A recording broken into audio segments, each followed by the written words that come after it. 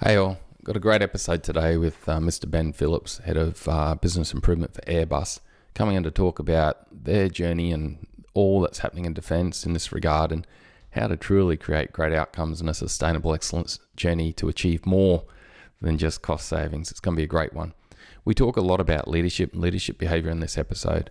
To help you gain more, we've put a template up on the Enterprise Excellence Podcast website under downloads, which is an ideal behaviour review template that you can do together with your senior leaders to really start to explore what ideal behaviours do we need to exude to get this cultural outcome and really make this excellence journey succeed. Let's get to the episode.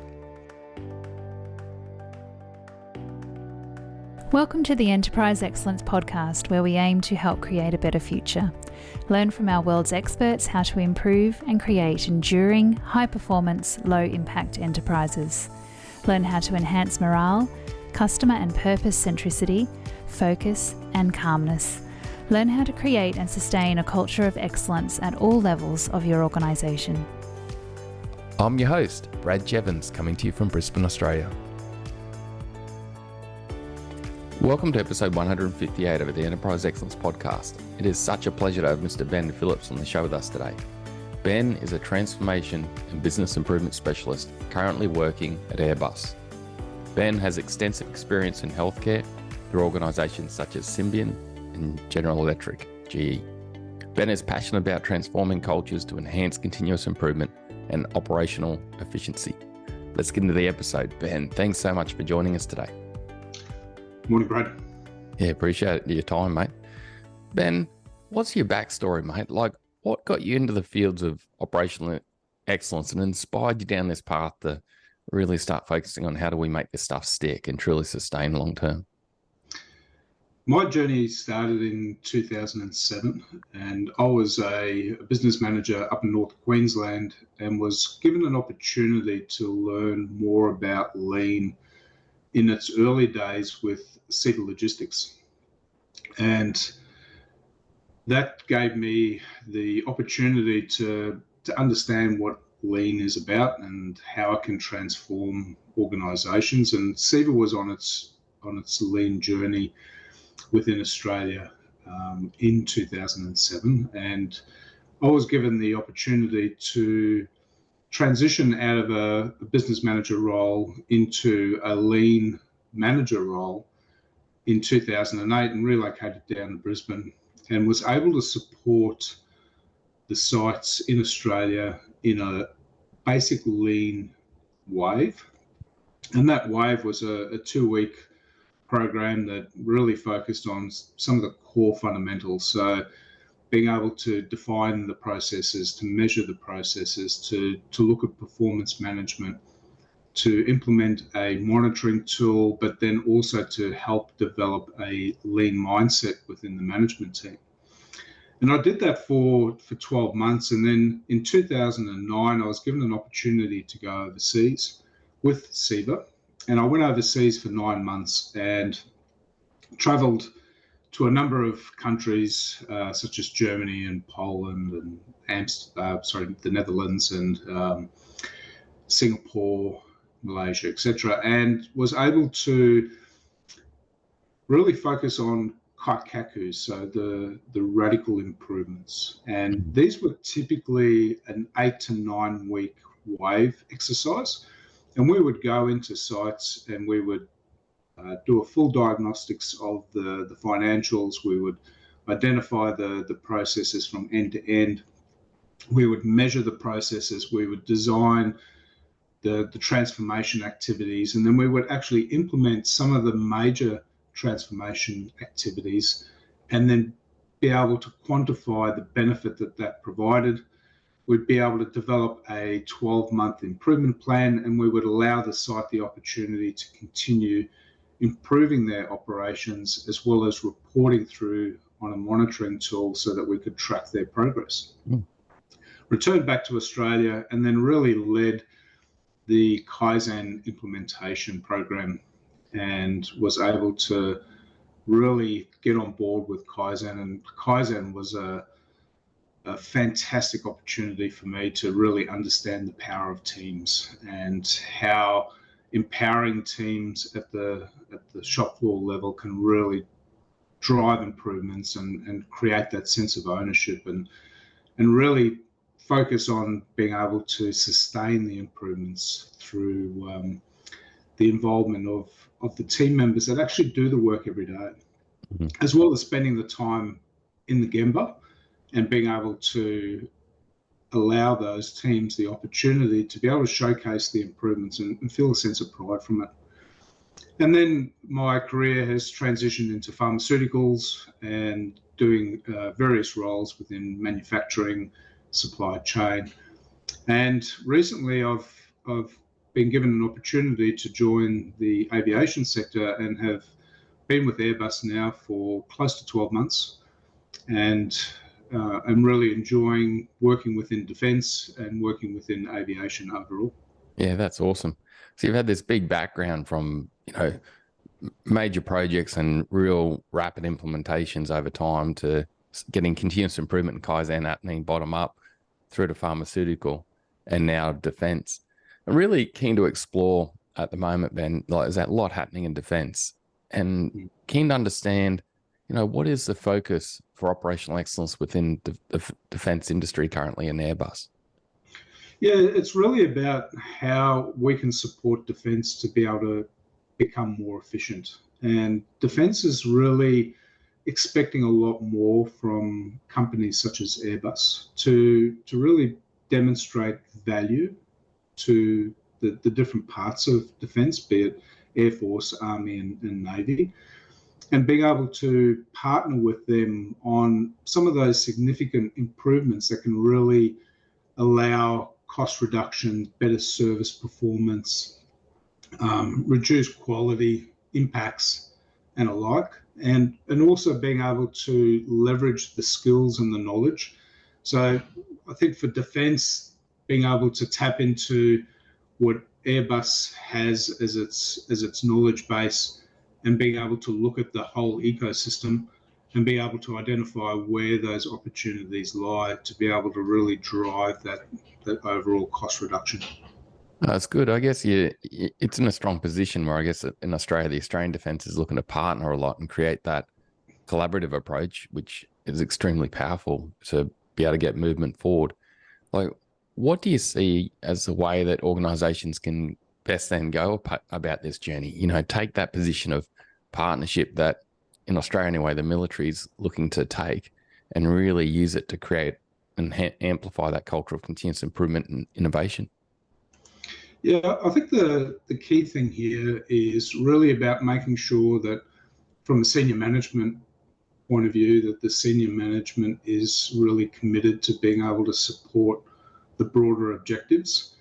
And from a defence aspect, making sure that what we focus on strategically actually aligns with what the customer is looking for. And then being able to make sure that from a company such as Airbus, that we have the right people in the right positions to be able to support that change that's being focused on, that's being expected and supported.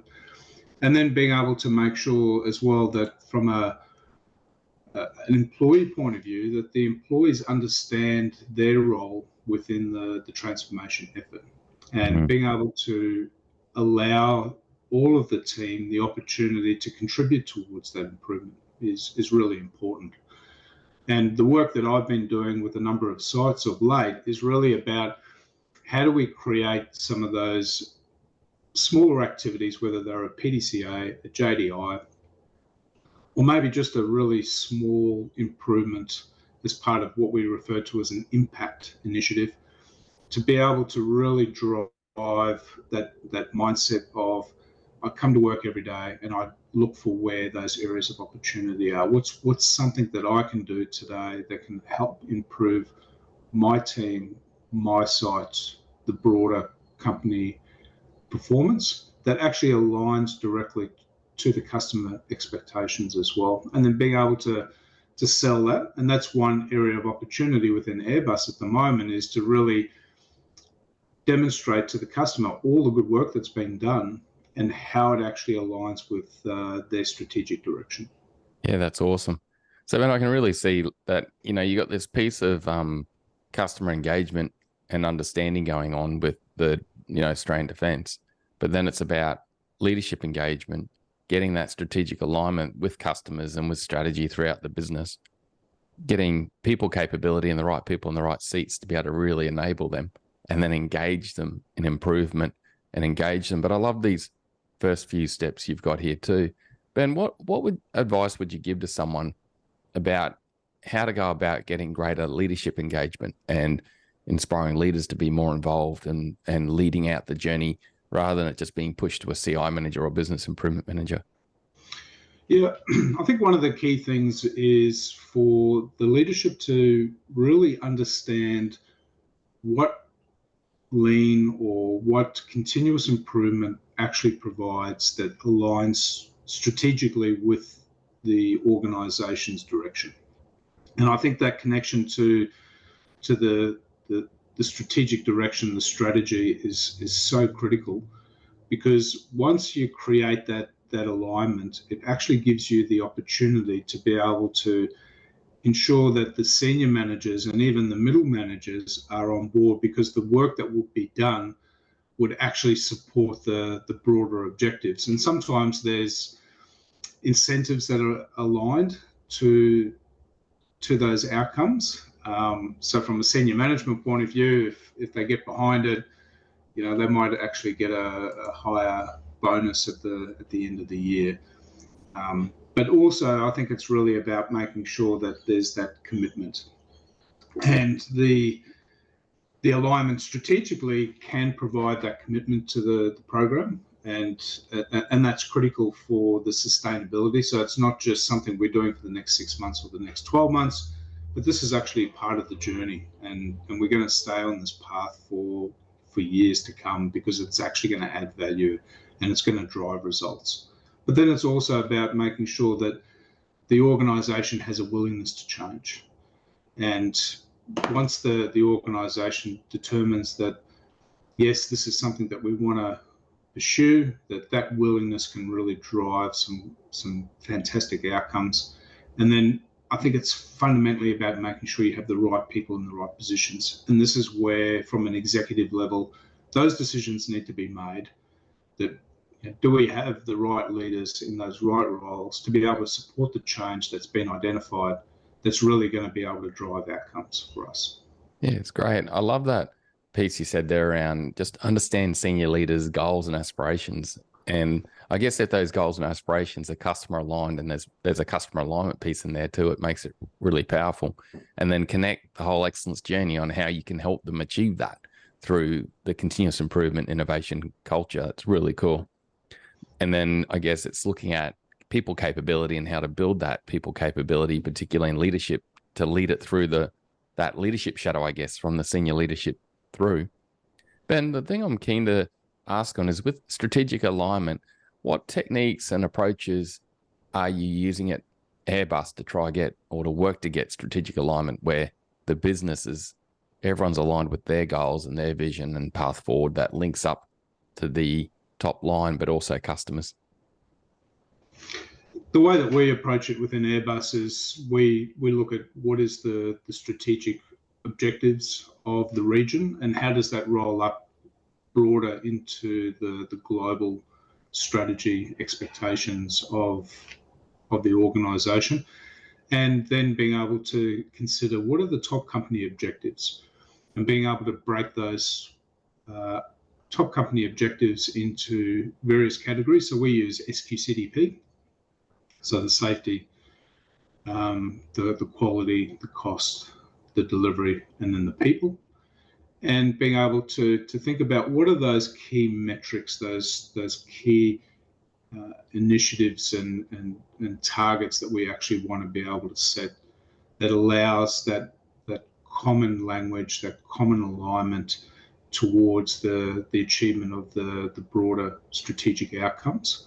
And then being able to refer to those on a periodic basis. So the senior management team gets together periodically to be able to review those outcomes. But those targets within SQCDP are cascaded down to individual goals. And that's something that you're measured against for the full year, but you have the opportunity to come together with your manager through the one-on-one meetings or the quarterly reviews to be able to say, am I on track or am I not on track? And make sure that you've got this collective workforce really working towards delivery of the outcomes that have been defined. Oh, that's great. Really sounds to me, Ben, like you're using teams' visual boards or their visual management approach to performance to basically become their plan. Like if that's strategically aligned in that process of strategy deployment results in their board being updated, but then also down to the individual, I guess, in their personal development plan or their whatever documentation or approach they use for their one-on-ones to then drive that individual approach. That's really cool. It's simple. You haven't got like another tool or technique that you're trying to bolt into there. It's just update that visual performance system as you go about it. Ben, what's been some challenges that you faced over your career in trying to roll out these programs and help really make them stick? And what did you do to try overcome that or work to overcome it? I think the biggest challenge is the commitment from the senior management. And if the senior management are not committed to the change, be it lean or be it Six Sigma, whatever that program that's being focused on, it's almost impossible to be able to implement the change. And if the senior managers are on board, then the middle managers are on board, and then it actually helps to drive the outcomes. And the senior managers need to be able to model the way and be able to really ensure that the communication that they have, the behaviours that they demonstrate, really support the change initiative. I think the other challenge that I've seen is this focus purely on a cost aspect. And a number of companies that I've worked for have seen lean as this opportunity to improve the bottom line, get short-term results for the shareholder, but it's been at the expense of the employees. And good organisations recognise the fact that there is a balance. So you've got to find the opportunity to invest in the people, but also look for the improvement to be able to continue to drive shareholder value, but not at the expense of the employee welfare. And being able to really look at the longer term, not the shorter term aspect. And the ways that I've sort of really focused in the past to help develop a mindset of continuous improvement within the senior team is to really help them understand their role, but also to be able to challenge them to spend time on the floor, to help engage with the teams, to do the gamble walks, and to experience the environment that the team has to work in. Because I think sometimes as a senior manager, you can sit in an office and you can feel that you know what's occurring and how the work's actually being done. But it's not until you spend the time on the floor and you actually see it firsthand and you understand the constraints, the challenges that the team has to face, that you can realise, well, I have a role in being able to make this work easier, more rewarding for the employees that can really drive efficiency and productivity gains. Yeah, wow. So, and two things I really picked up on there from you was leadership behavior and leadership behavior around their part in leading the journey, which you've really focused on leading from the front so that they can learn and understand. And then I guess from that help to overcome challenges. And the other key aspect was not purely focusing on cost, like looking at the big picture. And I guess you and I know, mate, there's so many win-wins there between safety and improvement, environmental and improvement, employee engagement and culture and improvement, isn't there? It's like you don't have to just focus on cost. You'll get it all if you approach it with the right leadership behavior, I'm guessing, because you think, where does that purely cost focus come from? I'm guessing it must be senior leadership if that's their pure behavior and language focus. Yeah, I think so. I think there's this almost expectation that if we spend this amount of money that we'll get a return on our investment, and that return on the investment is expected now within the next 6 months. And for some organisations, they don't want to make the investment with a longer term gain. And the pressure that's applied is sometimes so intense that it actually drives the wrong behaviours. So people actually start looking for shortcuts. They start missing quality checks. They start focusing on how they can just get the product out, not worrying about how the safety of the work is actually being completed. Whereas the more strategic organisations are the organisations that really focus on how to be able to get the longer term benefits. And this is that cultural change piece. And to be able to make a change within an organisation's culture is not something you can do in 4 weeks or 6 months, and sometimes not even in 12 months. Like, it can take a number of years. And from an employee point of view, I think employees are always looking for the signals, the signs that this is something that we truly believe in, that it's something that we're going to support, it's something that we're going to reinforce on a continuous basis, and it's a new way that we're going to operate within the organisation. And it's not just a quick Band-Aid fix to meet some arbitrary number that's actually going to erode employee satisfaction and long-term value of the organisation. So it is a journey, as we know, and our role, I see, is that opportunity to allow the senior managers the opportunity to understand a different way to run a business. And I personally believe that lean can be your model to running a really effective business. And if you apply the principles and you're committed to the outcomes, that you can really drive long-term value for all stakeholders. It's not just for the selected few.